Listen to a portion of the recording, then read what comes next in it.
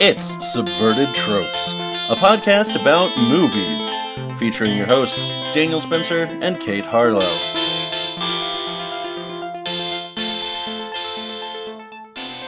Welcome to another episode of Subverted Tropes. I'm Dan. I'm Kate. Hey, Kate. Hey, Dan. How you doing? I'm okay. How are you? I'm good. Good. Did you have a very good birthday month? I had a very good birthday month. Thank you. I'm so glad. I had, good times with my family and with my favorite, Ripley. and then my second favorite, you. No. We got to watch some really great movies this month. Mm-hmm. And there were a lot of really great episodes from other podcasts throughout this month. Last podcast on the left had their series on Rasputin, and they just released an episode on the Jersey Devil that I'm very excited to go listen to. Historical Hotties has had just some phenomenal episodes, and you were recently on a podcast episode. I was let's see if this is being, so last Thursday, I was a guest on an episode of Back to the Futurama that covered the original series finale from the original Fox run of Futurama, The Devil's Hands Are Idle Playthings. And I had a heck of a fun time. And I hope that I get to go join the boys again because Ben and Mike are super fun. And I love talking about things that I know a lot about. That episode was just hilarious. I was listening to it and was in tears from laughing. The chemistry you have with those guys is stellar. So we're going to be going into the last of my birthday month movies today, which is going to transition us well into our theme for May. What are we doing for May? For May, we're going to do comedies. Oh, good. We've been going over some, some great movies. Oh, yeah. But a lot of them have been either kind of heavy or have had some problematic things. And I think for May, we're just going to focus on just the fun of some comedies. I like it.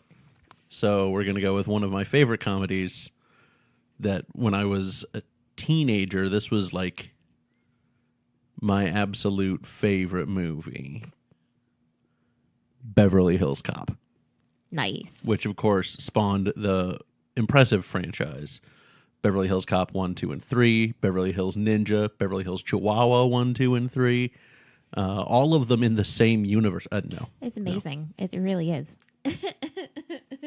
That would be incredible. It might be true. I haven't seen Beverly Hills Ninja or Beverly Hills Chihuahuas, any of them. I haven't either, so it's just easiest to assume that, of course, they're all connected. Let's go ahead and just dive right into it. Beverly Hills Cop was released in 1984, but the idea started back in 1977. Nice. There's a lot of dispute over who actually had the idea first. Oh. Michael Eisner claims that he came up with the idea when he was driving around in L.A. and got pulled over by a cop who was apparently very judgmental towards him because of the car that he drove. Okay. Because he seemed poor. Okay. But Don Simpson also claims to have come up with the idea after a very similar experience. And he wanted to tell the story of a cop who had just transferred to Beverly Hills from way, way across the 40 minutes away from East LA. From what I understand, and I'm sorry if this is like 90s stand-up, but traffic in LA... I've never been to California. I don't know these things, guys. This is just the things that I've been told by the internet and TV over the years. 40 minutes could easily turn into 4 hours. And that's true.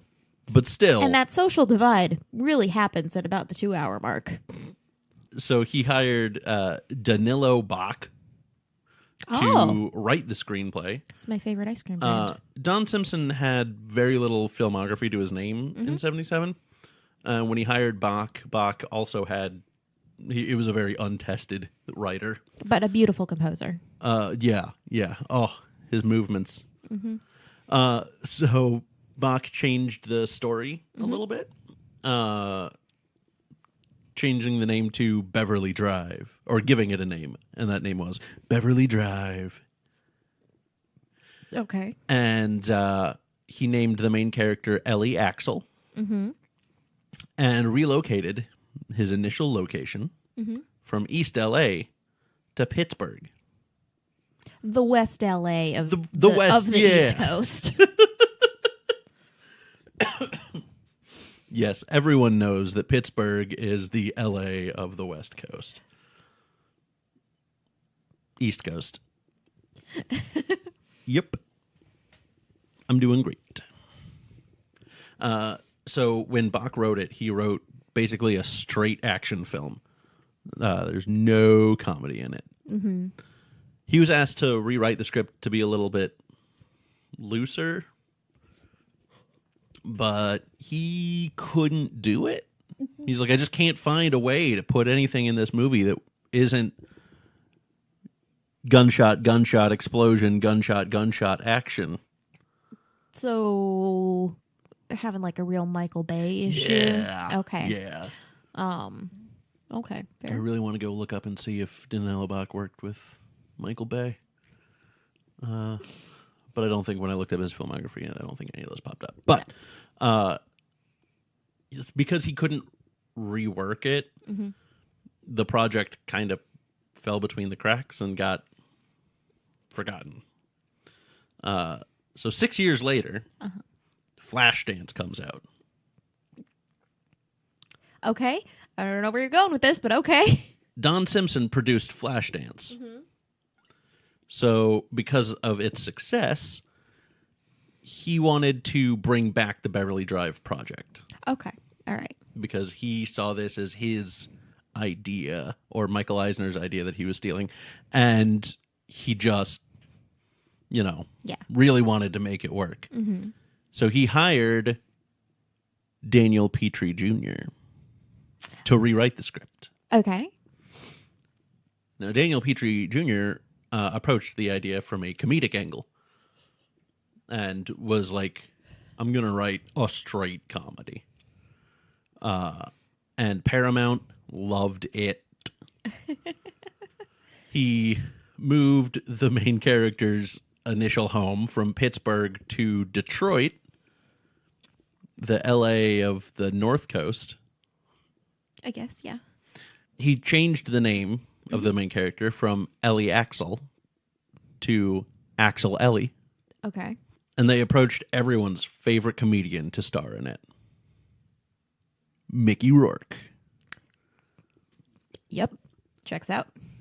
Rourke signed a $400,000 holding contract. Not diggity. But because it was still taking a long time to get started at all, so he dropped it to pursue other films. So then... Was that... I mean, that had to have been back before his face, really. Yeah. It was before Mickey Rourke had the Mickey Rourke face. Yes. Yeah. Okay. So then they approached another gifted, proven comic actor. Sylvester Stallone. Yep. Stallone agreed to be in the picture, but he wanted to change it around a little bit. And himself rewrote the script. Oh, jeez. Basically, he was like, all right, I want to be in this movie, but not this movie. I want to do it my way. I don't want no comedy. Okay. I want action. So he wanted the original script. Yes. Okay. He changed the character's name to Axel Cobretti. Okay. And he's quoted as having saying his version of the movie would have... It would have looked like the opening scene from Saving Private Ryan on the beaches in Normandy. The climactic scene was me in a stolen Lamborghini playing chicken with an oncoming freight train being driven by the ultra-slimy bad guy. Because everybody knows that in a game of chicken, the train is going to be the one to turn. Right. So I actually looked into that more because it seems a little confusing. And he just phrased that poorly. Okay. Basically, he would have been driving the Lamborghini. The bad guy would have been in another car next to him, and they were playing chicken to see who would turn away from the oncoming train. Okay. The train wasn't driven by the ultra slimy bad guy. The other car was, but he just explained that poorly. But what's really standing out to me about that is that you were able to find that information, that like enough of Stallone's weird, rambly action script that he rewrote because it was an action and then a comedy and then an action. But enough of that was around that you were able to succinctly understand the scene that he explained badly? Yeah. Okay. That's, I guess he explained it somewhere else a little bit better. Okay. But the full quote that started out with looking like the opening scene from Saving Private Ryan. Amazing. Paramount decided that maybe that version was a little too expensive. And 2 weeks before filming was supposed to begin, Stallone walked off the project. Now, there's a lot of conflicting reports about why. Okay. One was because he couldn't get the financing he wanted to make that story. Yeah. They say they didn't take into account that they were actually supposed to steal the Lamborghinis. Right, yeah, no, it's not like it was a stolen Lamborghini it was in a real life. docudrama. If you steal a Lamborghini in a movie, you steal a Lamborghini in real life. Yep. So if you steal the Declaration of Independence in a movie, you steal the Declaration of Independence in real life. Mm-hmm. And if you steal a Lamborghini and the Declaration of Independence in a movie, you will go bankrupt just like Nicolas Cage. Yes. I was going to say you're wrong and I don't want to drive with you. But it's a Lamborghini, so I kind of do. That sounds like a good car. I'm actually more a Maserati person. Lamborghinis, I'm not a huge fan. They just look weird, but that's just me. They do, but also if you want to give me a Lamborghini, I'll take it. Yeah, that's no, fair. I can't afford the insurance on that. Good point. But the other reason that Stallone, that it's claimed that Stallone walked off the project was because of orange juice. Go on. So apparently he wanted a specific kind of orange juice in his trailer. And Paramount, who reportedly were just looking for a reason to get rid of him because like his script was terrible, wouldn't give him that orange juice. And he's like, "This is a simple request. Why can't you do it?" And they're like, "I'm sorry, we can't get you that orange juice." And he's like, "Are you kidding me?" And they're like, "No, we're serious. Guess you have to leave." And he's like, "Okay, I'm leaving." And so this probably just goes back to my ongoing lack of understanding about the movie industry. But it seems to me that if the studio wouldn't provide you the orange juice you really wanted, do you not have a personal assistant that could go buy the orange juice you wanted? I think it's the principle of the thing. Okay. Yeah. So several potential replacements were discussed, including James Caan, Nick Nolte, Robin Williams, Bruce Willis, and Richard Pryor. Yeah. But within 2 days of Stallone leaving, Paramount convinced Eddie Murphy to join the project. Now, this was great because Eddie Murphy had already shown his action comedy chops in 48 Hours with Nick Nolte. Okay. As well as, of course, his comedic ability he'd shown in Trading Places and, of course, SNL. So this was also good for Paramount. Yeah. They were able to push the movie back to the action comedy that they originally wanted anyway. Nice.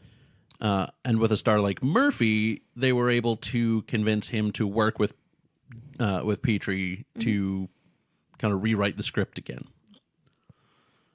The only thing that I'm sad about is that this is the movie that caused Eddie Murphy to not play Winston Zeddemore in Ghostbusters. Oh. But that's okay. Okay. Because Ghostbusters is still phenomenal. Just perfect as is. And like I don't even know if Murphy would have been as good a Winston Zeddemore. Yeah. But the script was Frankensteined together. Yes.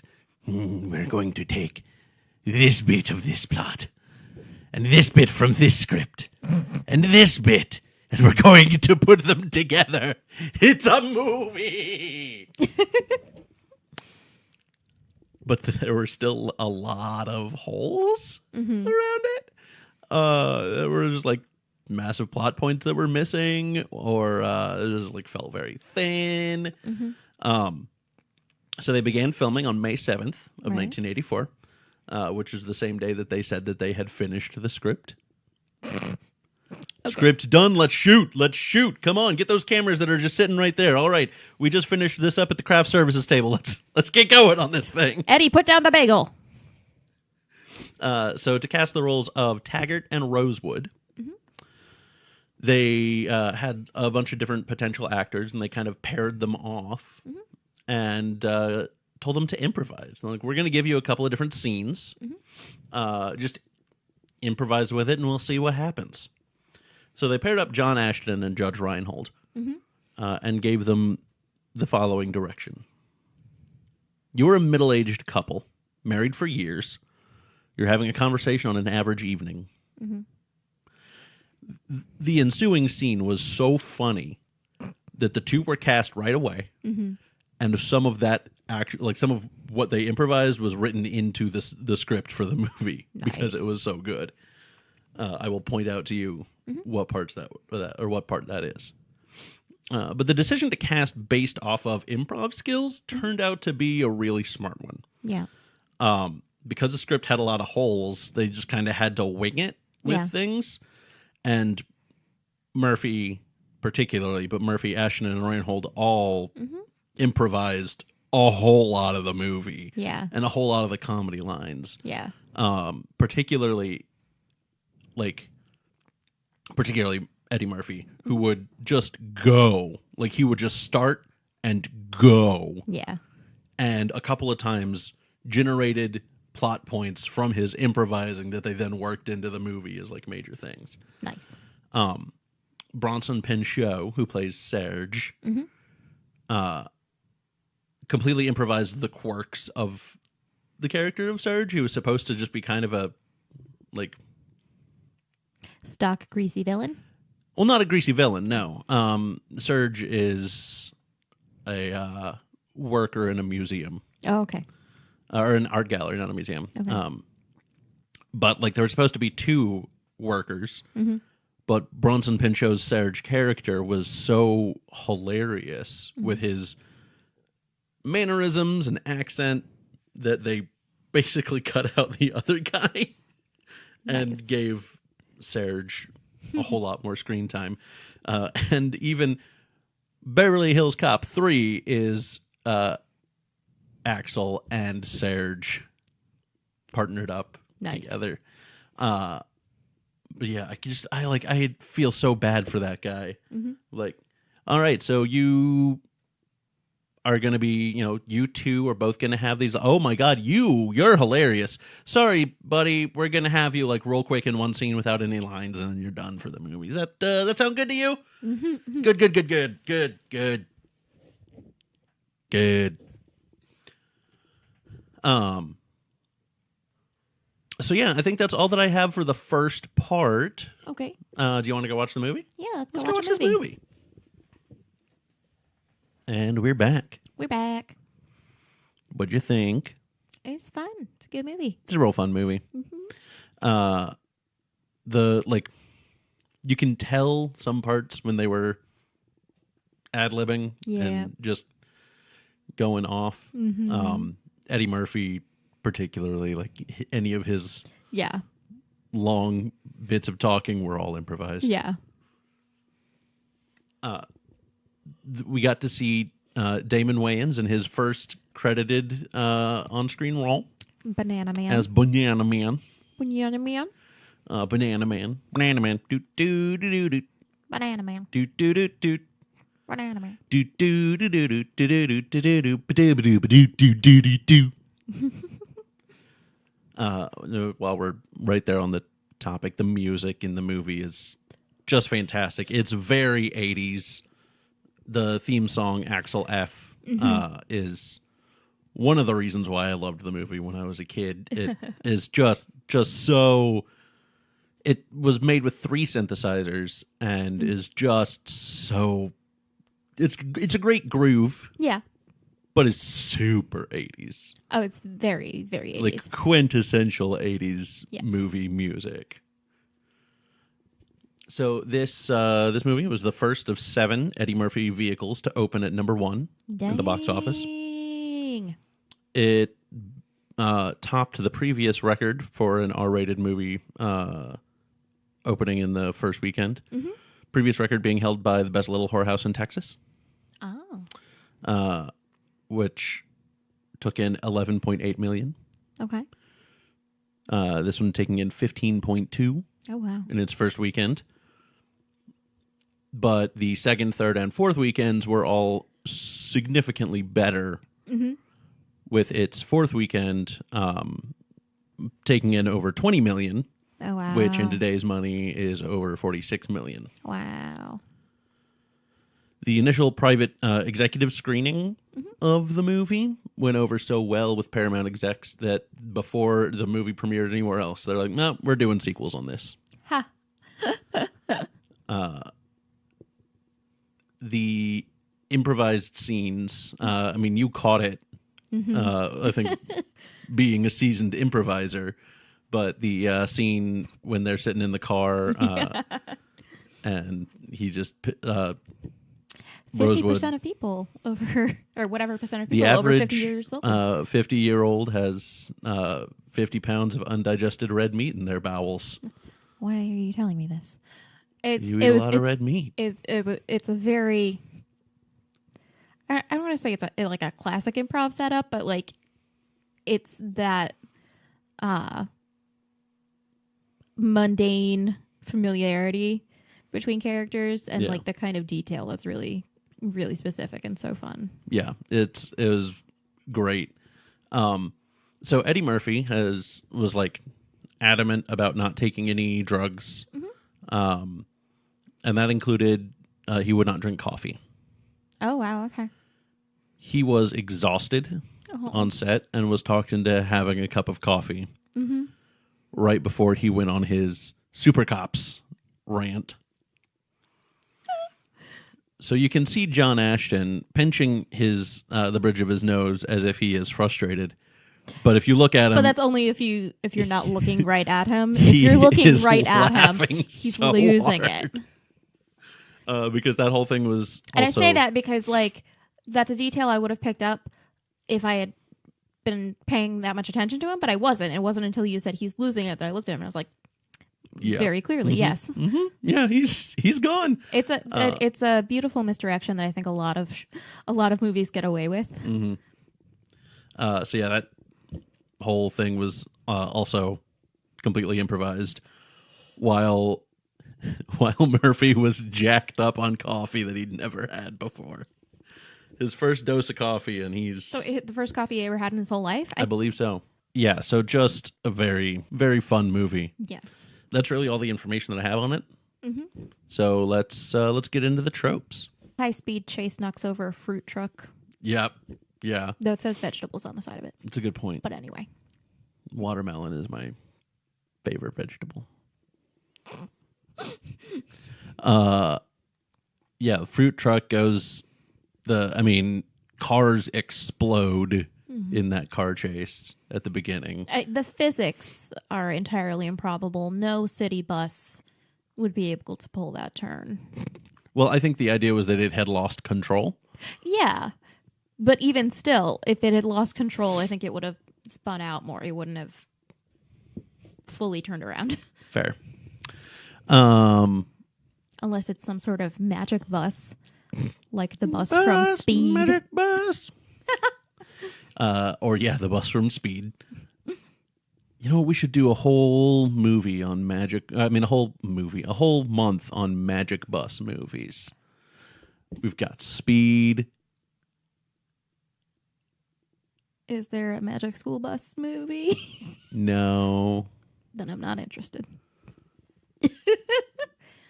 Yeah, that's pretty much it.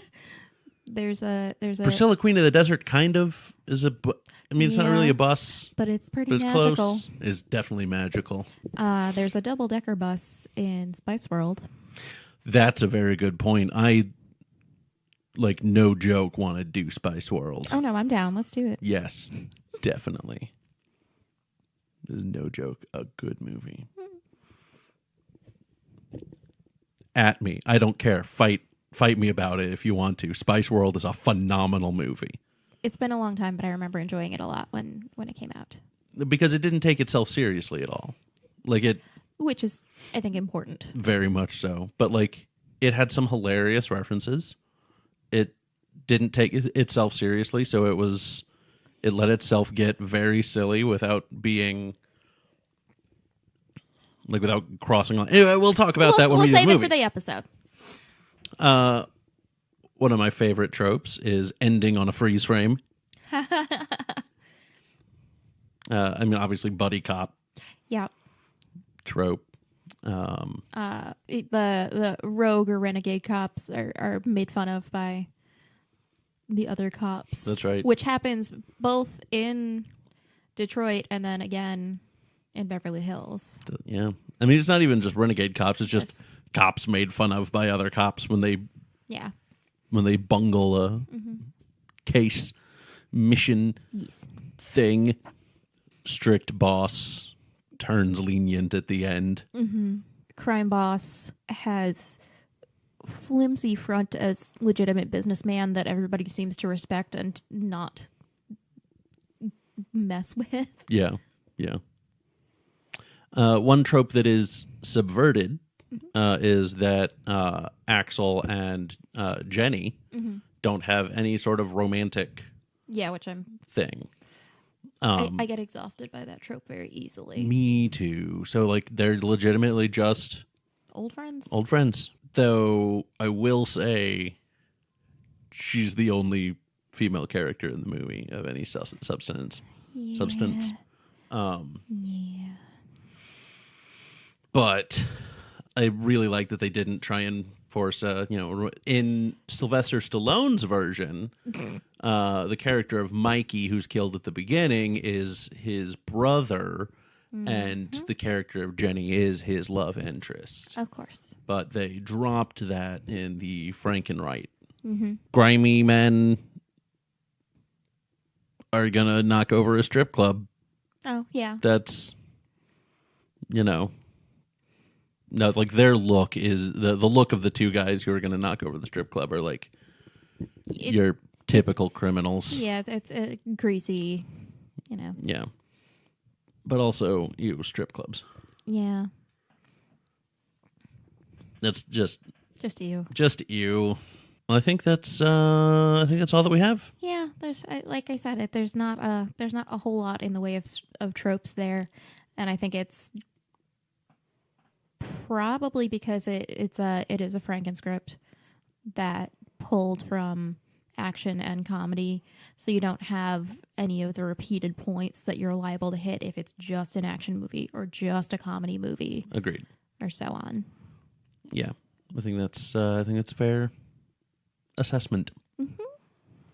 All right, well, that's going to do it for our episode today. Thank you so much for listening to some of my favorite movies throughout my birthday month. I had a blast with them. I'm looking forward to doing comedies throughout the rest of May. I think this was the perfect transition. I love it. I agree. I love you. I love you. As always, you can find us on iTunes, Podbean, Stitcher, YouTube, Spotify, or wherever you get your podcasts. Find us on Instagram and Twitter at Subverted Tropes. If you want to, send us your thoughts, suggestions, you want to suggest for us a movie. I think what we talked about earlier is potentially having month where Netflix search term month. So just give us a word and we'll search Netflix and see if there's a movie based on it. And like the worse the worst one we can the find, more likely it is we're gonna go with it. So like if it's like a good common word like dog or magic, for example, we already know there's some good stuff. There's some great stuff and there. by good stuff, I mean terrible stuff. And I mean, we searched Beverly when we were looking. No, not even that. It was BEV. Bev, yeah. When we were looking to see if this was on Netflix, which it is not. We got it on Amazon Prime, but looked to see if Beverly Hills Cop was on Netflix. We typed in BEV, and it came up with Beverly Hills Chihuahua 2 and 3, the B movie, and then a whole bunch of the Air Buddies franchise movies. Barbie, Life in the Dream House, like all sorts of just crazy looking, terrible movies. It was pretty crazy, guys. So yeah, if you want, send us a few keywords to do some Netflix searches for, or heck, just give us a topic matter and we'll give us a topic, give us a movie. We'll look into it. We'd love to do that. Cool, bam. And if you wanted to send us any of that, you can contact us at subvertedtropecast@gmail.com.